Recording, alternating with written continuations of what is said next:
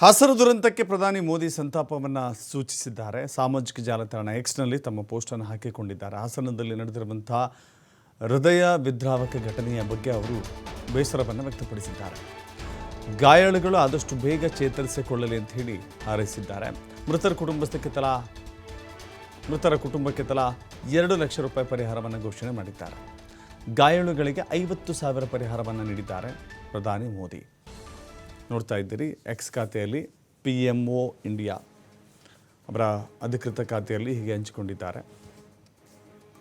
ಹಾಸನ ಜಿಲ್ಲೆ, ಕರ್ನಾಟಕ ರಾಜ್ಯದ ಹಾಸನ ಜಿಲ್ಲೆಯಲ್ಲಿ ನಡೆದಿರುವಂಥದ್ದು ಅತ್ಯಂತ ಹೃದಯ ವಿದ್ರಾವಕ ಘಟನೆ ಅಂತ ಹೇಳಿ ಅವರು ತಿಳಿಸಿದ್ದಾರೆ. ಜೊತೆಗೆ ಇಂಥ ಘಟನೆಯಲ್ಲಿ ಎಷ್ಟು ಜನ ಮೃತಪಟ್ಟಿದ್ದಾರೋ ಅದು ನಿಜಕ್ಕೂ ಕೂಡ ಅವರ ಕುಟುಂಬದ ನೋವು ಸಹಿಸಿಕೊಳ್ಳುವಂಥ ಶಕ್ತಿ ಇದೆಯಲ್ಲ, ಅದು ಭಗವಂತ ಕರುಣಿಸಲಿ ಅಂತ ಹೇಳಿದ್ದಾರೆ.